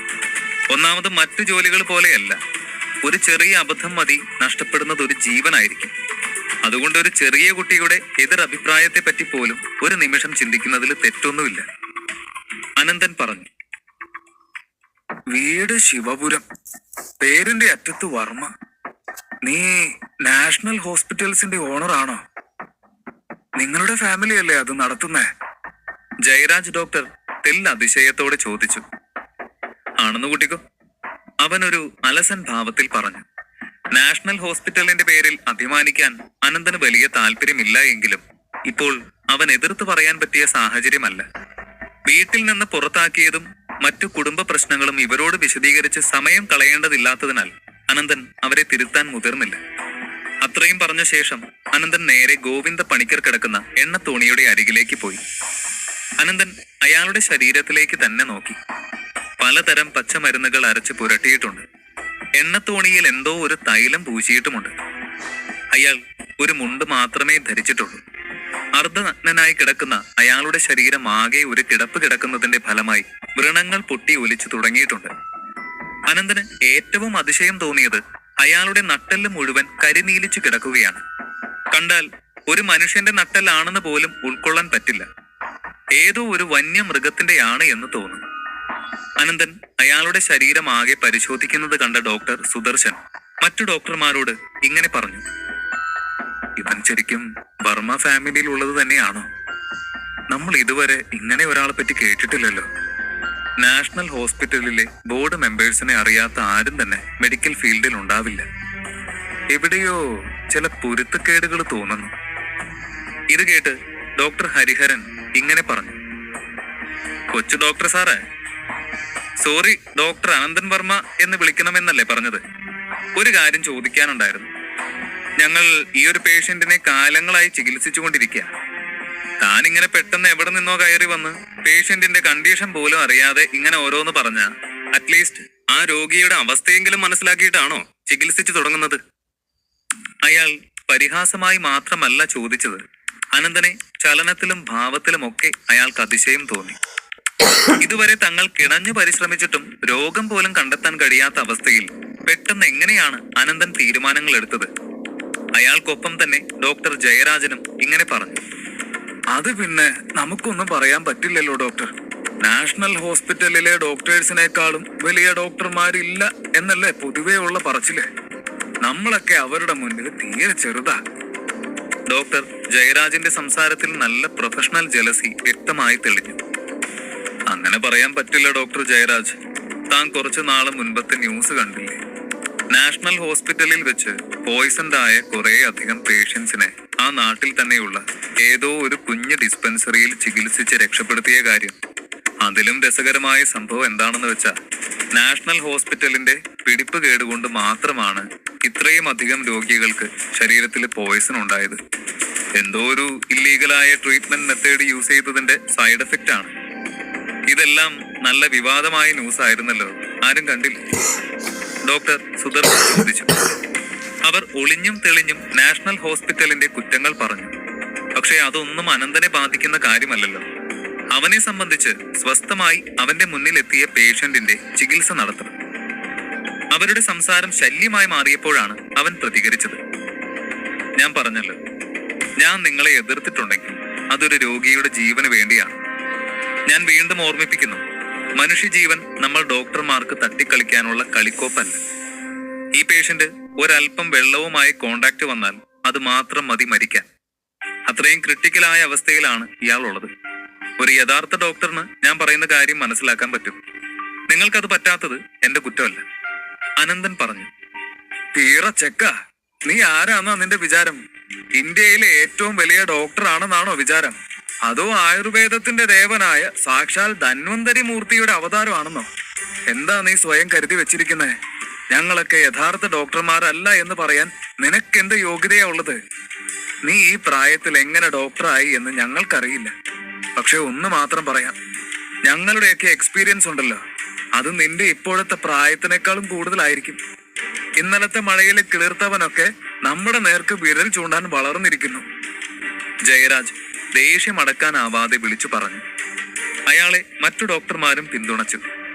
നിനക്ക് നാഷണൽ ഹോസ്പിറ്റലിന്റെ പേരും നിന്റെ തറവാടിന്റെ ബലവും ഉപേക്ഷിച്ച സ്വന്തമായി എന്തുണ്ടടാ? ഞങ്ങൾ നിനക്ക് ഒരു തരിമ്പെങ്കിലും വില തന്നിട്ടുണ്ടെങ്കിൽ അത് നീ നാഷണൽ ഹോസ്പിറ്റലിലെ ഒരു മെമ്പർ ആണ് എന്ന് പറഞ്ഞത് കൊണ്ട് മാത്രമാ. എന്ന് കരുതി ഞങ്ങളെ ഭരിക്കാനും തിരുത്താനും എന്ത് യോഗ്യതയാ നിനക്കുള്ളത്? നിന്റെ മുന്നിൽ നിൽക്കുന്ന ഈ ഡോക്ടർ ജയരാജ് ഉണ്ടല്ലോ, ആളിന്റെ അപ്പോയിന്റ്മെന്റ് കിട്ടാൻ വേണ്ടി രോഗികൾ ദിവസങ്ങളോളം ക്യൂ ആണ്. ഞങ്ങളും അതുപോലെ തന്നെ. ആചാര്യൻ ഉപേന്ദ്ര ശർമ്മനൊപ്പം കടൽ കടന്നുപോയി രോഗികളെ ചികിത്സിച്ച പാരമ്പര്യം വരെയുണ്ട് ഡോക്ടർ ജയരാജനും. 7 വർഷം മുൻപ് ഇദ്ദേഹം എത്ര രോഗികളെ ഒറ്റയടിക്ക് ജീവിതത്തിലേക്ക് തിരികെ കൊണ്ടുവന്നിരിക്കുന്നു. അന്നൊക്കെ നീ സ്കൂളിലെ ഹോംവർക്കും തീർത്ത് കുട്ടിയും കോലും കളിക്കുന്ന പ്രായം. അദ്ദേഹം ഇത്രയും കാലത്തിനിടയ്ക്ക് ചികിത്സിച്ച രോഗികളുടെ എണ്ണം എടുത്താ അത് നീ നിന്റെ ജീവിതത്തിൽ കണ്ടിട്ടുള്ള മുഴുവൻ മനുഷ്യന്മാരുടെ എണ്ണത്തെക്കാളും കൂടുതലായിരിക്കും. അറിയോ ജൂനിയർ ഗോവിന്ദ്? ഇതെന്താ വല്ല ചിൽഡ്രൻസ് പാർക്കും ആണെന്ന് കരുതിയോ? ചുമ്മാ പിള്ളേര് കളിക്ക് ഞങ്ങൾക്ക് നേരമില്ല. മുത്തശ്ശന്റെ ജീവനാണ് വലുതെങ്കിൽ ഞങ്ങൾ പറയുന്നത് കേൾക്കുന്നതാണ് നല്ലത്. ഇപ്പോൾ ജൂനിയർ ഗോവിന്ദനും നല്ല പ്രഷർ അനുഭവപ്പെട്ടു തുടങ്ങി. അവൻ ആര് പറയുന്നത് കേൾക്കണം എന്നറിയാത്ത അവസ്ഥ വന്നു. തനിക്ക് പണവും സ്വാധീനവും ഉപയോഗിച്ചുകൊണ്ട് വരാൻ പറ്റുന്നതിന്റെ മാക്സിമം കഴിവുള്ള ഡോക്ടർമാരെയാണ് അവൻ കൊണ്ടുവന്നിരിക്കുന്നത്. മറുവശത്ത് അവൻ ഏറെ വിശ്വാസമുള്ള സൈരന്ധ്രി കൂട്ടിക്കൊണ്ടുവന്ന അനന്തന്റെ കഴിവിനെ പറ്റി അവന് വലിയ ധാരണയില്ല എങ്കിലും സൈരന്ധ്രിയിലുള്ള വിശ്വാസം കാരണം അവന് അനന്തനെയും തള്ളി പറയാൻ പറ്റുന്നില്ല. പക്ഷെ അവൻ ഇത്രയും പ്രശ്നമായ സ്ഥിതിക്ക് അനന്തനോട് ഇങ്ങനെ പറഞ്ഞു. ഡോക്ടർ അനന്തൻ വർമ്മ, 6 മാസത്തിലധികമായി എന്റെ മുത്തശ്ശൻ ഇങ്ങനെ കിടപ്പിലായിട്ട്. ദിവസങ്ങൾ പോകുന്തോറും ആളിന്റെ ശരീരം ശോഷിച്ച് വരുന്നുണ്ട്. 50 കിലോ തികച്ചുമില്ല ഇപ്പൊ. അതുകൊണ്ട് ഞങ്ങൾ ട്രീറ്റ്മെന്റിന് വേണ്ടി നിങ്ങളുടെ ഫാമിലിയെ തന്നെ സമീപിച്ചിരുന്നതാണ്. എന്നാൽ അന്ന് നിങ്ങൾ ഞങ്ങളെ സഹായിച്ചില്ല. അന്ന് നിങ്ങൾ കൈയൊഴിഞ്ഞപ്പോ ഈ നിൽക്കുന്ന ഡോക്ടേഴ്സ് മാത്രമേ ഞങ്ങൾക്കൊരു ആശ്രയത്തിനുണ്ടായിരുന്നുള്ളൂ. ഇവര് കാരണം തന്നെയാകും രോഗം ഭേദമായില്ലെങ്കിലും മുത്തശ്ശൻ ഇപ്പോഴും ജീവനോടെയെങ്കിലും കിടക്കുന്നത്. അതുകൊണ്ട് എനിക്ക് ആ നന്ദി ഇവരോട് കാണിക്കാതിരിക്കാൻ പറ്റില്ല. സോ നിങ്ങൾ ഇവിടെ നിന്ന് പോയിക്കോളൂ. ജൂനിയർ ഗോവിന്ദ് പറഞ്ഞു. തന്നോട് പുറത്തേക്ക് പോകാൻ കൈവീശി കാണിച്ചു നിൽക്കുന്ന ജൂനിയർ ഗോവിന്ദിനെ കണ്ട അനന്തൻ വല്ലാതെയായി. അവൻ പറഞ്ഞു, എന്റെ മുത്തശ്ശി ആവശ്യപ്പെട്ടില്ലായിരുന്നുവെങ്കിൽ ഞാൻ ഒരിക്കലും ഇവിടെ വരിക പോലുമില്ലായിരുന്നു. വന്നത് തന്നെ തെറ്റായി പോയി എന്ന് എനിക്കിപ്പോ തോന്നുന്നു. സാരമില്ല, ഞാൻ പോയേക്കാം. ഇനി ഇവിടെ നിൽക്കാൻ എനിക്കും യാതൊരു താല്പര്യമില്ല. അതും പറഞ്ഞ് പോകാനിറങ്ങിയ അനന്തനെ സൈരന്ധ്രി കയ്യിൽ പിടിച്ചു നിർത്തി. അനന്ത, എന്താ ഇത്? തിരിച്ചു ചെല്ലുമ്പോ മുത്തശ്ശി ചോദിക്കില്ലേ? ആ പാവത്തിന്റെ മനസ്സ് വിഷമിപ്പിക്കണോ? കുറച്ചൊന്ന് അടങ്ങ്. ഇവിടെ നിൽക്കുന്ന ആർക്കും തന്നെ നീ യഥാർത്ഥത്തിൽ ആരാണെന്ന് അറിയില്ല. അവരെ സംബന്ധിച്ച് നീ വെറും ഒരു പയ്യനാണ്. അങ്ങനെ വരുമ്പോ അവർക്ക് ഇപ്പോ ഉള്ള ഫീലിങ്സ് എല്ലാം ന്യായമല്ല അനന്ത. ഒരു ചെറിയ പയ്യൻ ഇത്രയും നാളത്തെ എക്സ്പീരിയൻസ് ഉള്ള ഇവരെ ഭരിക്കാനും തിരുത്താനും ഒക്കെ നോക്കുമ്പോ ഏതായാലും അത് വിട്. തനിക്കൊരു ജീവൻ രക്ഷിക്കാൻ കഴിയുമെങ്കിൽ ഇപ്പോ അതിനല്ല പ്രാധാന്യം കൊടുക്കണ്ടേ? സൈരന്ധ്രി അനന്തനെ തടയുകയും തിരിച്ചു കൊണ്ടുവരാൻ ശ്രമിക്കുകയും ചെയ്യുന്നത് കണ്ട് ജൂനിയർ ഗോവിന്ദ് വല്ലാതെയായി. ഡോക്ടർ അനന്തൻ വർമ്മ, എനിക്ക് താങ്കളോട് പ്രത്യേകിച്ച് വിരോധമൊന്നും ഉണ്ടായിട്ടല്ല പോകാൻ പറഞ്ഞത്. ഈ ഡോക്ടേഴ്സിന് ഒരു ബുദ്ധിമുട്ടുണ്ടാവാതെ നോക്കാനാണ്. നിങ്ങൾ ഇത്ര റൂഡായിട്ട് പെരുമാറാതെ നിങ്ങളുടെ പോയിന്റ്സ് അല്പം കൂടി ക്ലിയർ ആയി പറഞ്ഞുകൂടെ? അവൻ ചോദിച്ചു. അനന്തൻ ഒന്ന് ചിന്തിച്ചു. സൈരന്ധ്രി പറഞ്ഞതിലും ജൂനിയർ ഗോവിന്ദിന്റെ ആവശ്യങ്ങളിലുമൊക്കെ ന്യായമുണ്ട്. അത് ആലോചിച്ച ശേഷം സംയമനം വീണ്ടെടുത്ത് അനന്തൻ ഇങ്ങനെ പറഞ്ഞു. ഞാനിനി എത്ര എക്സ്പ്ലെയിൻ ചെയ്താലും നിങ്ങൾ അത് വിശ്വസിക്കുമെന്ന് തോന്നുന്നില്ല. പേഷ്യന്റിന് എന്താണ് പറ്റിയതെന്ന് എന്നോട് ചോദിക്കുന്നതിനേക്കാൾ നല്ലത് പേഷ്യന്റിനോട് തന്നെ നേരിട്ട് ചോദിക്കുന്നതാണ്. അനന്തൻ പറയുന്നത് കേട്ട് പിന്നെയും എല്ലാവർക്കും ദേഷ്യം വന്നു. ഡോക്ടർ സുദർശൻ ക്ഷമ നശിച്ചു പറഞ്ഞു. എന്ത് നോൺസെൻസ് ആണ് നിങ്ങളീ പറയുന്നത്? വീണ്ടും ഞങ്ങളെ കുരങ്ങ് കളിപ്പിക്കുകയാണോ? 6 മാസമായിട്ട് കോമയിൽ കിടക്കുന്ന പേഷ്യന്റിനോടാണോ ഞങ്ങൾ കാര്യങ്ങൾ ചോദിക്കേണ്ടത്? അയാളുടെ വാക്കുകൾ കേട്ട അനന്തൻ ഇങ്ങനെ പറഞ്ഞു. നിങ്ങൾക്കതിനു വേണ്ടി ഒന്നും ചെയ്യാൻ പറ്റില്ലായിരിക്കും, പക്ഷേ എനിക്ക് പറ്റും. അനന്തൻ അതും പറഞ്ഞ് ആ എണ്ണത്തോണിയുടെ അടുത്തേക്ക് ചെന്നു. എണ്ണത്തോണിയിൽ അയാൾ കിടക്കുന്നത് മരുന്നും വെള്ളവും കൂടി കൂട്ടിക്കുഴച്ച പരുവത്തിലായിരുന്നു. അനന്തൻ ആ മരുന്ന് ജലത്തിലേക്ക് ആഞ്ഞടിച്ച ശേഷം ഒരു കൈകൊണ്ട് ആ വെള്ളത്തെ ഇളക്കി കൊടുത്തു. അപ്പോഴേക്കും ഒരു വലിയ ശബ്ദം അവർ കേട്ടു. ഗോവിന്ദ പണിക്കരുടെ ചുറ്റും ആ മരുന്ന് വെള്ളം ഒരു ചുഴി പോലെ കറങ്ങി അതിന്റെ ശക്തിയിൽ എപ്പോൾ വേണമെങ്കിലും ആ എണ്ണത്തോണി പൊട്ടിപ്പിളരാമെന്ന് കണ്ടു നിന്നവർക്ക് തോന്നി. ഇത് കണ്ട് പരിഭ്രാന്തനായ ജൂനിയർ ഗോവിന്ദ് അനന്തനോട് വെപ്രാളപ്പെട്ട് പറഞ്ഞു, പ്ലീസ് അനന്ത, ഒന്ന് നിർത്ത്, കണ്ടിട്ട് പേടിയാവുന്നു. പക്ഷേ അനന്തനുണ്ടോ കുലുങ്ങുന്നു. അവൻ എല്ലാവരെയും ഭയപ്പെടുത്തിക്കൊണ്ട് ആ അവസ്ഥ തുടർന്നു. ഗോവിന്ദ പണിക്കർ രക്ഷപ്പെടുമോ? 126. അനന്തൻ എണ്ണത്തോണിയിലെ വെള്ളത്തിൽ ഒന്ന് തൊട്ടതും അതിനുള്ളിൽ ചുഴലി പോലെ എന്തോ രൂപപ്പെടാൻ തുടങ്ങി. എണ്ണത്തോണി ഉടനെ പൊട്ടിപ്പിളരുന്ന അവസ്ഥ എത്തിയപ്പോൾ ജൂനിയർ ഗോവിന്ദ് അവനോട് അത് നിർത്താനായി യാചിച്ചു. പക്ഷേ അനന്തൻ അതൊന്നും വകവെക്കാതെ തന്റെ ആത്മാവിൽ അടങ്ങുന്ന ഊർജത്തിന്റെ ഒരംശം തന്റെ ചൂണ്ടുവിരലിലേക്ക് ആവാഹിച്ചു. ശേഷം അവൻ ആ വിരൽ കൊണ്ട് ഗോവിന്ദ പണിക്കരുടെ നെഞ്ചിൽ അമർത്തി തൊട്ടു. അവന്റെ വിരലിൽ നിന്നും ആ ഊർജം അയാളുടെ നെഞ്ചിലേക്കും അവിടെ നിന്ന് അയാളുടെ ശരീരം ആകെയും വ്യാപിച്ചു. തൊട്ടടുത്ത നിമിഷം തന്നെ ഗോവിന്ദ പണിക്കരുടെ ശരീരത്തിൽ വിയർപ്പ് കണങ്ങൾ ഉണ്ടാകാൻ തുടങ്ങി. അയാൾ ഒന്ന് വിയർത്തിട്ട് തന്നെ ഇപ്പോൾ 6 മാസം കഴിഞ്ഞിട്ടുണ്ട്. ഇത് കണ്ട എല്ലാവർക്കും അതിശയം തോന്നി. ഒരുപാട് വിയർത്തതിന് ശേഷം അയാളുടെ നീര് വന്ന് വീർത്തതുപോലെയുള്ള തടിയൻ ശരീരം നന്നായി ചുരുങ്ങാൻ തുടങ്ങി. അയാളുടെ ശരീരഭാഷ നിമിഷ നേരം കൊണ്ട് തന്നെ വളരെയധികം കുറഞ്ഞു. ഇതെല്ലാം കണ്ട ഡോക്ടർമാരുൾപ്പെടെ ഭയന്നുപോയി. അയാൾക്കെന്തോ അപകടം പറ്റിയെന്നും അയാൾ മരണത്തിലേക്ക് പോയിക്കൊണ്ടിരിക്കുകയാണ് എന്നും അവരുറപ്പിച്ചു. പക്ഷേ എല്ലാവരെയും അതിശയിപ്പിച്ചുകൊണ്ട് അയാൾ ആഞ്ഞു ചുമയ്ക്കുകയും അതിന് പിന്നാലെ കണ്ണു തുറക്കുകയും ചെയ്തു. ഈ സമയം ഗോവിന്ദ പണിക്കരുടെ ശരീരം ആലില പോലെ വിറയ്ക്കുന്നുണ്ട്. കണ്ണടച്ച് വീണ്ടും തുറക്കാൻ മാറി മാറി ശ്രമിക്കുന്ന അയാൾ സ്ഥലകാല ബോധമില്ലാതെ ചുറ്റും നിന്നവരെയൊക്കെ നോക്കാനും പാടുപെടുന്നുണ്ടായിരുന്നു. അനന്തനെ താൻ അല്പം മുൻപ് ഇറക്കി വിട്ടതാണല്ലോ എന്നും അപ്പോൾ അവൻ നിൽക്കാതെ പോയിരുന്നുവെങ്കിൽ താൻ എന്ത് ചെയ്യുമായിരുന്നുവെന്നും ഒരു ഉൾക്കിടലത്തോടെയാണ് ജൂനിയർ ഗോവിന്ദ് ചിന്തിച്ചത്. മുത്തശ്ശൻ ഒടുവിൽ എഴുന്നേറ്റല്ലോ. ജൂനിയർ ഗോവിന്ദ് നിറഞ്ഞു വന്ന കണ്ണുകൾ ഒപ്പി തുടച്ചുകൊണ്ട് പറഞ്ഞു. ഡോക്ടർ സുദർശനും ഹരിഹരനും ജയരാജനുമൊക്കെയാണ് സത്യത്തിൽ പെട്ടുപോയത്. അവർക്ക് മുൻപിൽ നടക്കുന്ന ഒന്നിനെ പറ്റിയും മനസ്സിലായിട്ടില്ല. ഒരിക്കലും എഴുന്നേൽക്കില്ല എന്ന് വിധി എഴുതിയ ഗോവിന്ദ പണിക്കർ എഴുന്നേറ്റു എന്ന് മാത്രമല്ല, 6 മാസം കോമയിൽ കിടന്ന ഒരു രോഗിയും ഇങ്ങനെ കണ്ണു തുറന്ന ഉടനെ എഴുന്നേറ്റിരിക്കില്ല. തങ്ങളുടെ കരിയറിൽ ഇതുവരെ കണ്ടിട്ടില്ലാത്ത കാര്യങ്ങൾ നേരിട്ട് കണ്ട അവർക്ക് വല്ലായ്മ തോന്നി. അനന്തൻ ഇത് എന്ത് ട്രീറ്റ്മെന്റ് ആണ് അയാളിൽ പ്രയോഗിച്ചിരിക്കുന്നത് എന്ന് എല്ലാവരും നോക്കി നിന്നിട്ടും അവർക്ക് ആർക്കും മനസ്സിലായിട്ടില്ല. ജൂനിയർ ഗോവിന്ദ് മുത്തശ്ശനോട് അനന്തനെ ചൂണ്ടി അനന്തനാണ് അയാളെ സുഖപ്പെടുത്തിയത് എന്നും അതുപോലെ അയാൾക്ക് എന്താണ് കഴിഞ്ഞ 6 മാസമായി പറ്റിയത് എന്നുമൊക്കെ ചുരുക്കി പറഞ്ഞു കൊടുത്തു. എല്ലാം കേട്ട അയാൾ നേരെ അനന്തനോട് സംസാരിച്ചു. എന്റെ കൊച്ചുമോന്റെ പ്രായേ ഉള്ളൂ കുട്ടി, നിനക്ക്.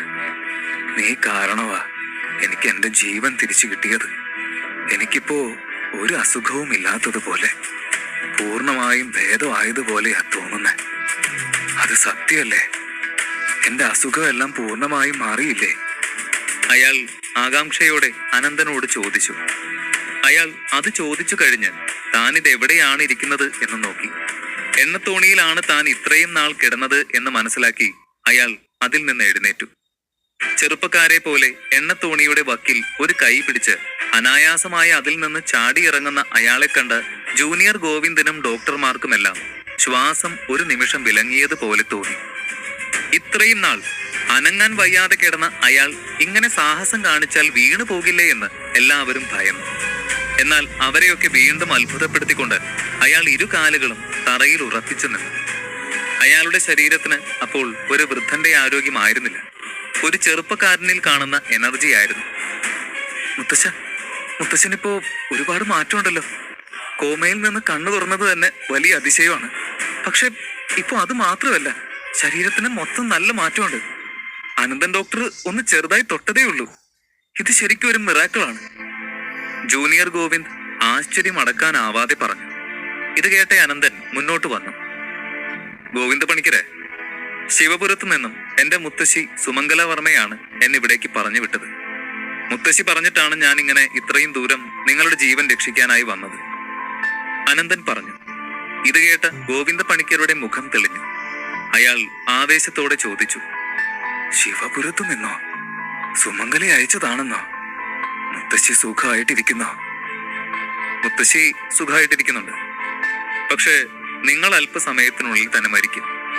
ഞാൻ താങ്കളെ രക്ഷിക്കണമെങ്കിൽ എന്നോട് നടന്ന സംഭവങ്ങളെല്ലാം കൃത്യമായി പറയണം. അതിനുവേണ്ടിയാണ് ഞാൻ നിങ്ങളെ താൽക്കാലികമായി ആരോഗ്യവാനാക്കിയത്. അനന്തൻ പറയുന്നത് കേട്ട് എല്ലാവരും നെറ്റിച്ചുളിച്ച് പരസ്പരം നോക്കി. എന്തായി പറയുന്നത്? അല്പസമയത്തിനുള്ളിൽ മരിക്കുമെന്നോ?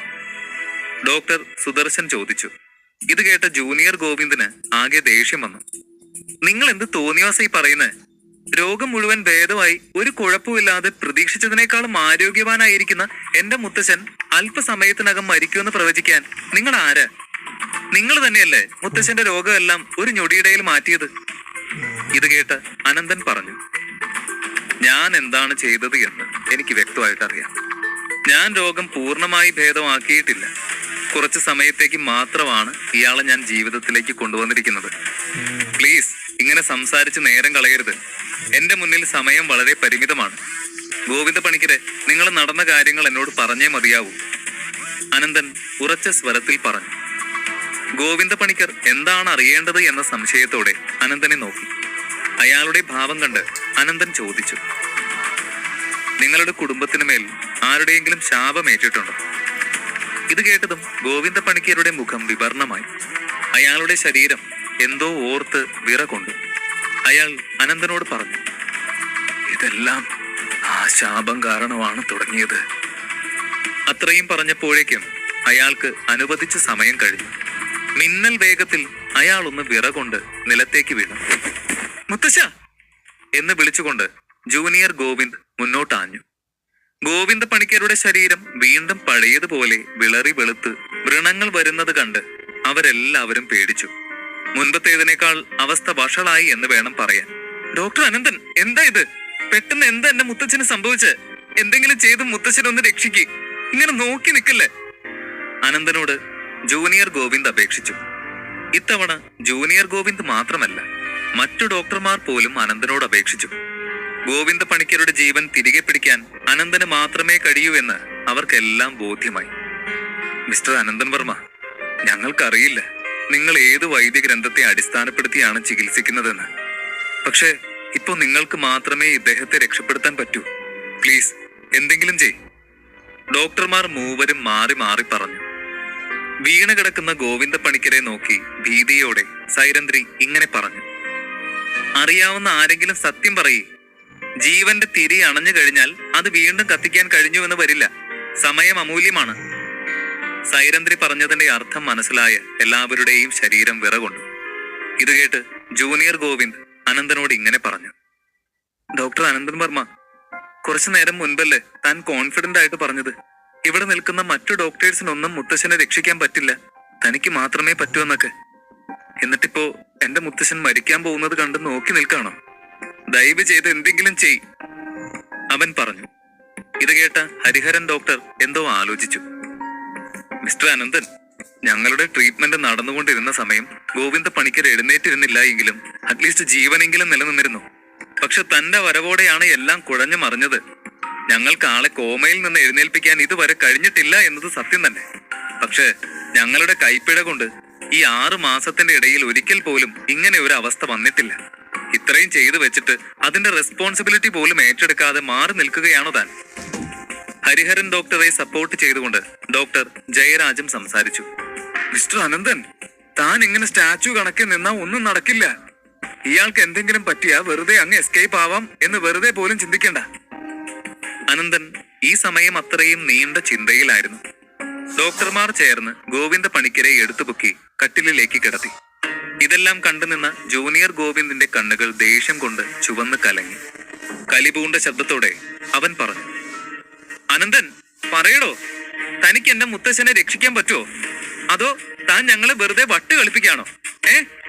താൻ എങ്ങനെ എന്റെ മുത്തശ്ശനെ രക്ഷിക്കാൻ പോകുന്നതെന്ന് എനിക്ക് അറിയണം. എന്റെ മുത്തശ്ശന് എന്തെങ്കിലും സംഭവിച്ച സൈരന്ധ്രി വിചാരിച്ചാൽ പോലും നിന്നെ ഇവിടുന്ന് രക്ഷിക്കാൻ പറ്റില്ല. അവൻ ഭീഷണി പോലെ പറഞ്ഞു. കാര്യങ്ങൾ വഷളാവുന്നു എന്ന് കണ്ട ഡോക്ടർ സുദർശൻ അനന്തനോട് പറഞ്ഞു, എടോ, തനിക്ക് എന്തെങ്കിലും ചെയ്യാൻ പറ്റുമെങ്കിൽ അതൊന്ന് വേഗം പറ. തന്റെ ബ്രെയിൻ എന്താ വർക്കിംഗ് അല്ലേ? താൻ എന്താ ഒന്നും മിണ്ടാത്തെ? ഇവിടെ സംഭവിച്ചതിന്റെ എല്ലാം ഉത്തരവാദിത്തം തനിക്ക് മാത്രമാണ്. അങ്ങനെയുള്ള സിറ്റുവേഷനിൽ താൻ ഇങ്ങനെ കെയർലെസ് ആയി നിൽക്കരുത്. ഇതിനിടയിലേക്ക് ഡോക്ടർ ജയരാജും കയറി. എനിക്ക് തോന്നുന്നത് ഈ ചെറുക്കൻ പേടിച്ച് നിൽക്കുവാണെന്നാ. ഇനി ഇവനെ ഡിപ്പെൻഡ് ചെയ്തിട്ട് കാര്യമില്ല. നമുക്ക് നമ്മുടേതായ വഴി നോക്കാം. പച്ചമരുന്ന് കലക്കിയ വെള്ളത്തിൽ ഇദ്ദേഹത്തെ കുളിപ്പിക്കാം. ഇത് കേട്ട എല്ലാവരും അയാളുടെ വാക്കുകൾ അംഗീകരിച്ചു. ജൂനിയർ ഗോവിന്ദ് പോലും മറിച്ചൊരു അഭിപ്രായം പറഞ്ഞില്ല. അവരെല്ലാവരും ചേർന്ന് അയാളെ വീണ്ടും എണ്ണത്തോണിയിലേക്ക് കിടത്തി. ഞാൻ ആദ്യമേ പറഞ്ഞു, നിങ്ങൾ അയാളെ കൊല്ലാൻ ശ്രമിക്കരുത് എന്ന്. അയാൾക്ക് ജീവൻ ബാക്കി ഉണ്ടാവണം എന്നാണെങ്കിൽ അയാളുടെ ശരീരം ജലത്തിൽ സ്പർശിക്കാൻ പാടില്ല.